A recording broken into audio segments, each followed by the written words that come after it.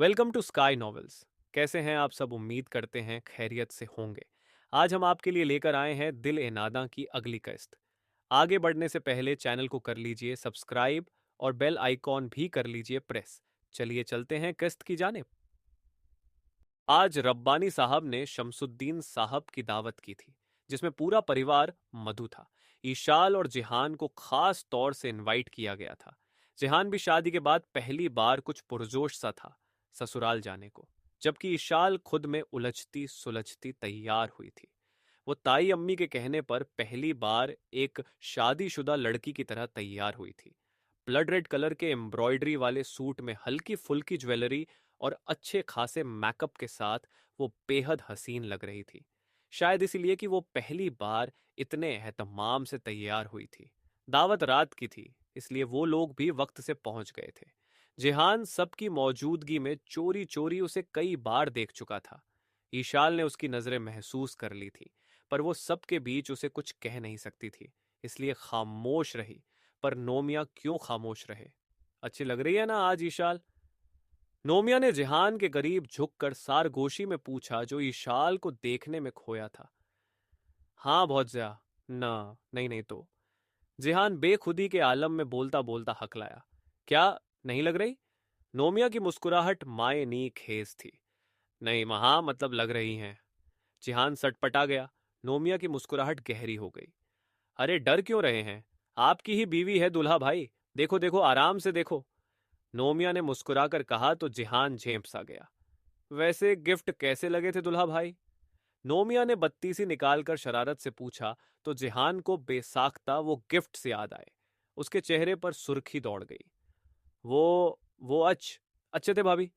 जिहान ने बामुश्किल कहा कि चेहरा तप उठा था, जबकि नोमिया उसके सुर्ख चेहरे को देखकर खिलखिलाकर हंसती। ईशाल ने चौंक कर उनकी जानिब देखा। ईशाल इस वक्त दोनों लेडीज के पास बैठी थी। मर्दों की महफिल अलग जमी थी। बस जिहान और नोमिया ही थे जो अलग थलग से बैठे थे। और जिहान का लाल चेहरा देखकर ईशाल को एक पल लगा था जानने में कि नोमिया क्या कह रही होगी। माशाल्लाह, अपनी नोमिया तो निखरती जा रही है। ताई अम्मी और अम्मा ने भी गालिबन उस तरफ देखा था। तभी गुलाबी गुलाबी सी नोमिया को देखते हुए ताई अम्मी बोली, ममता का नूर है भाभी। अल्लाह अपनी ईशाल की जानिब से भी हमें यह दिन दिखाए। अम्मी ने दुआ देने वाले अंदाज में कहा तो ईशाल उनकी बात का मतलब समझकर कुछ पजल सी हो गई। आमीन। ताई अम्मा ने भी फौरन ही दुआ को मजीद यकीनी बनाया था, जबकि ईशाल के दिल में हूक सी उठी थी। उसने एक बार फिर निगाह उनकी जानिब उठाई थी, जहां नोमिया फिर से कुछ कह रही थी। और वाकई उसके चेहरे पर अजीब सा नूर बिखरा था। उसके वजूद से ममता की रोशनी फूट रही थी। मां बनने का एहसास उसे खूबसूरत बनाता जा रहा था। मैं शायद कभी इस एहसास से आशना नहीं हो पाऊंगी। मुझसे कभी ममता का नूर नहीं फूटेगा। मैं कभी मां नहीं बन पाऊंगी। ईशाल के दिल में अजीब सा दर्द उठा था, जिसकी लहर उसके आंखों तक को नम कर गई थी। मैं अब भी आती हूं। इशाल फौरन उठी और किचन की जानिब बढ़ गई। नोमिया अभी भी मुसलसल जिहान को छेड़े जा रही थी और वो झेंपा झेंपा सा मुस्कुराए जा रहा था। रात गए जाकर महफिल खत्म हुई थी। आज बहुत दिन बाद सब मिल बैठे थे, इसलिए काफी देर तक गपशप चली थी। खाना, चाय और फिर आइसक्रीम का दौर, इसमें खासा वक्त गुजर गया था। फिर आखिर ताई अम्मी को ही वक्त का ख्याल आया, तब जाकर वापसी की राह ली। ईशाल का दिल अजीब से भारीपन का शिकार था। वहां आज बातों बातों में नोमिया की शरारतों में दिल मजीद भारी हो गया था। क्या हुआ? वो आईने के आगे गुमसुम सी खड़ी थी। जब जिहान ने कमरे में आते हुए पूछा, वो चौंक कर सीधी हुई। कुछ नहीं। ईशाल उसे टालते हुए ईयरिंग्स उतारने लगी। जिहान ने उसे नजर भर कर देखा। उसका मेकअप अब मद्दम हो गया था और चेहरे पर अजीब सोगवारियत फैली थी। उसके बावजूद वो अभी भी उतनी ही हसीन लग रही थी, बल्कि उसका सोगवार हुस्न मजीद दिलकश था। वो आगे बढ़ा और उसके पीछे जा खड़ा हुआ, जो अब कल्चर उठाकर बिखरे बालों को समेट रही थी।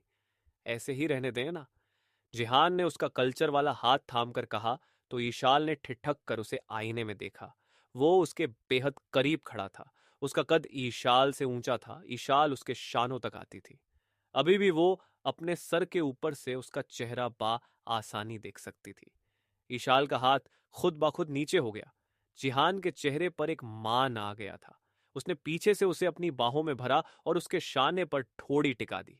ईशाल की धड़कनें हमेशा की तरह उसकी कुर्बत पर लड़खड़ाई थी, जबकि उसका परफ्यूम की मशहूर कुन खुशबू ईशाल के हवासों पर सवार होने लगी थी। बहुत खूबसूरत लग रही हैं आप, जिहान ने आईने में देखते हुए कहा तो ईशाल ने अपनी कमर पर जमे उसके हाथों से निगाह हटाकर आईने की जानिब देखा। वो उसे ही देख रहा था। उसकी ब्राउन आंखों में खुमार था। ईशाल को अजीब सी घबराहट हुई।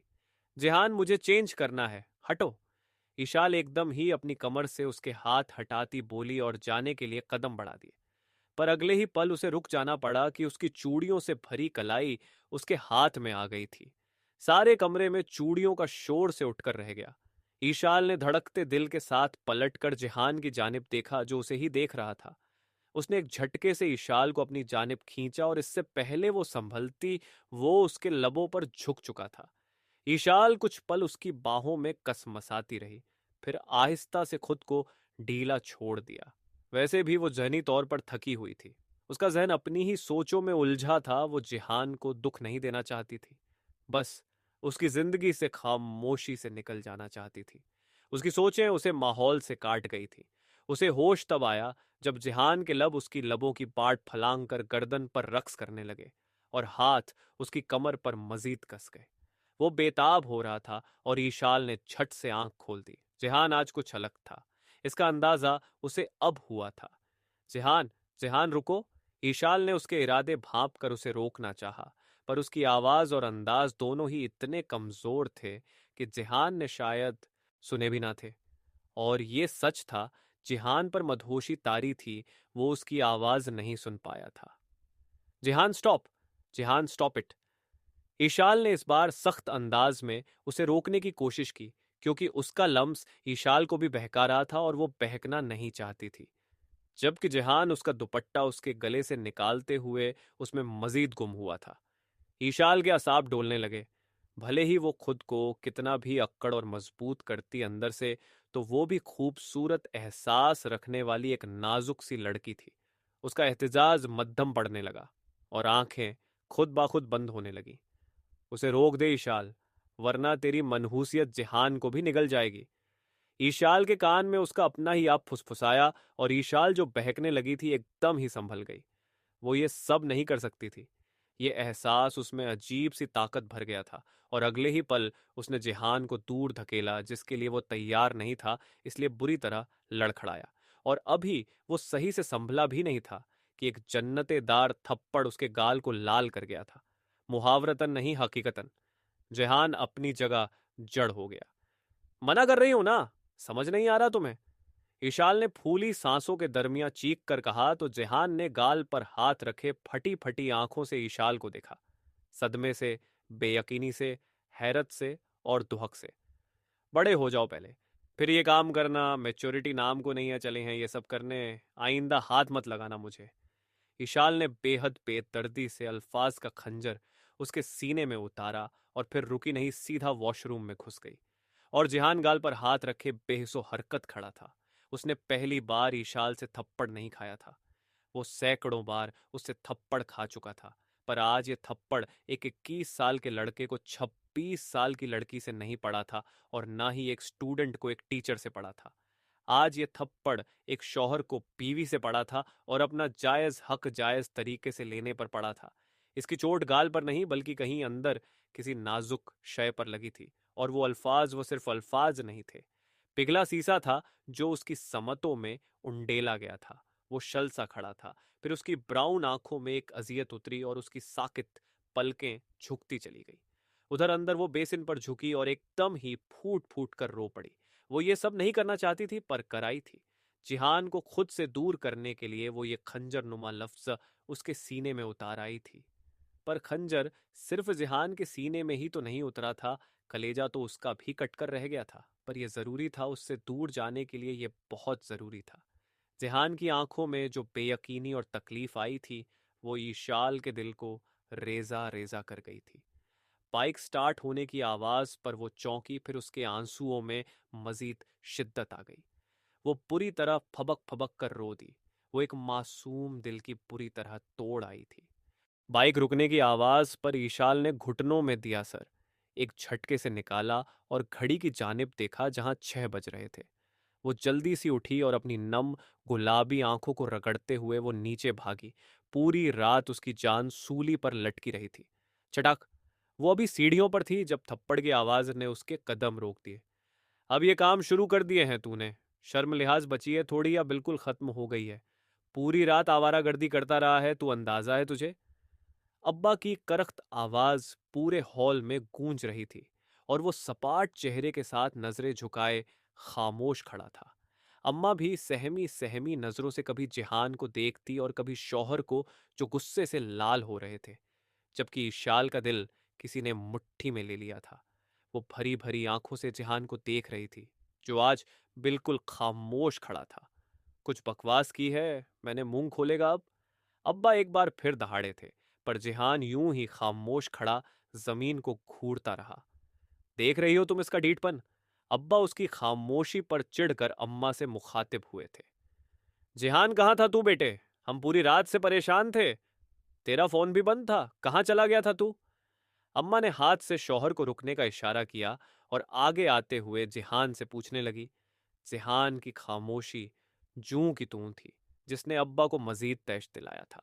अब्बा गुस्से से आगे बढ़े और उसके गाल पर एक और जन्नतेदार थप्पड़ दे मारा। वो तब भी यूं ही ठुस सा खड़ा रहा, जबकि ईशाल ने बेसाख्ता मुंह पर हाथ रख अपनी बेसाख्ता निकलने वाली सिसकी को रोका था। क्या कर रहे हैं आप? उसकी तो सुन ले। अम्मा फौरन ही रूहासे लहजे में बोलती शौहर को पीछे करने लगी। उन्हें कुछ ठीक नहीं लग रहा था। दफा हो जा जिहान, मेरी नजरों से, इससे पहले कि मैं आपा खो दूं। चला जा यहां से। गुस्से से अब्बा की सांसें फूल गई थी। जिहान एकदम पलटा और ईशाल के बराबर से हवा की मानिंद गुजरता तेजी से सीढ़ियां चढ़ गया।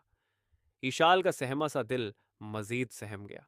उसके हाथों पैरों में लर्जिश उतर आई। अब्बा भी उसे घूरते बाहर की जानिब बढ़ गए। अब हॉल के बीच में अम्मा और सीढ़ियों पर ईशाल खड़ी रही गई थी। ईशाल, क्या तुम दोनों की कोई लड़ाई हुई है? अम्मा को जाने क्यों ये एहसास हुआ था, तभी झट पूछा। ना, नहीं, नहीं तो। ईशाल ने बामुश्किल अपने लहजे को हमवार किया। ऐसे तो नहीं करता ये कभी। अम्मा नम आंखों समेत ऊपर की जानिब देखती बोली तो ईशाल के अंदर अंधेरे घिरने लगे और पछतावे का एहसास मजीद बढ़ गया। वो ऐसा तो नहीं चाहती थी। वो तो बस उसकी जिंदगी से दूर जाना चाहती थी, खामोशी से। ये सब क्या हो रहा था और आगे क्या होना था?